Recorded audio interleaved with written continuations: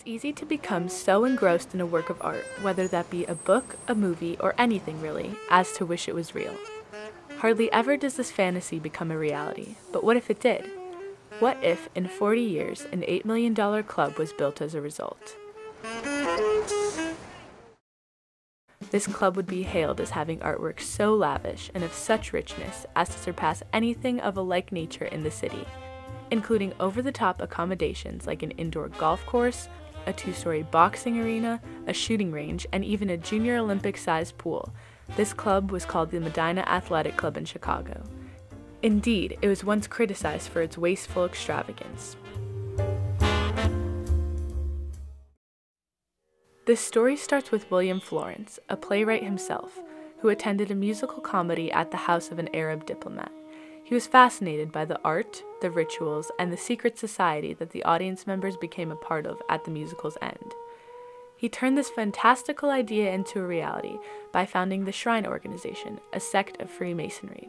By the early 1900s, they had spread across the United States.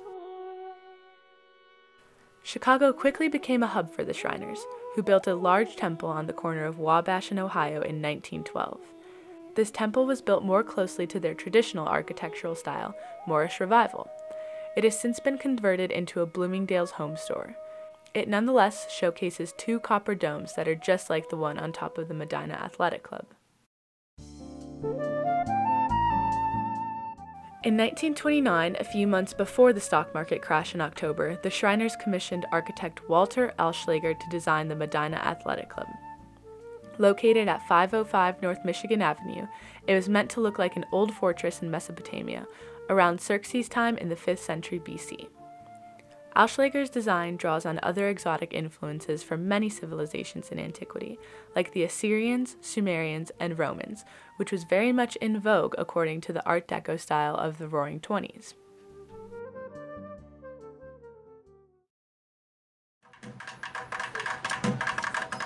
On the building's facade, there are 3 reliefs carved in ancient Assyrian style. The figures of these reliefs are said to have been modeled after club members' faces. George Unger, in collaboration with architect Walter Alschlager, designed the reliefs, and they were carved by Leon Hermans. In a Chicago Tribune article from 1928, George Unger explains the significance of these reliefs. The 3 panels collectively tell the story of constructing a building. The story begins on the south panel, depicting supplies being gathered. This is titled Contribution.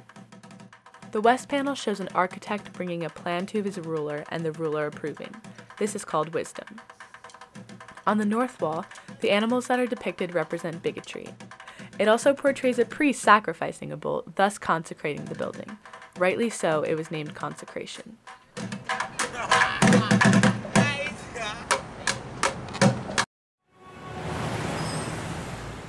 But 5 years later, the Shriners lost their beloved athletic club due to financial trouble.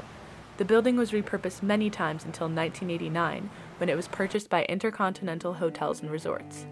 The new owners entirely restored the hotel, following detailed archival records and photographs of the original building.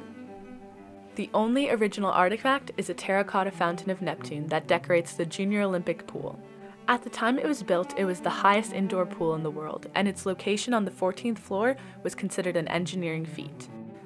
The Neptune Pool's columns, tiles, and grandiose architecture are reminiscent of the famous Roman baths. In ancient Rome, Roman baths were not only a means of getting clean, they were also an integral aspect of social life. The baths might include an exercise ground, ball courts, and what we would consider today to be a typical swimming pool. Rows of comfortable seating around the Neptune Pool are suggestive of the Roman idea of socializing in a recreational swimming space. The ornate pool feels somewhat like a Greek Colosseum. High ceilings, white columns, floral mosaic tiles, and stained glass windows are among the opulent decor. This is how an article in the Chicago Tribune describes the architecture of the Neptune Pool, conjuring up ideas of luxury and refinement by referring to a classical fantasy. Similarly, the Chicago Shriners artificially chose simulacra of Middle Eastern art, rituals, and architectural styles to realize William Florence's fantasy. From its conception, this building was meant to express extravagance. It is located along the Magnificent Mile in the heart of Chicago's most upscale commercial area.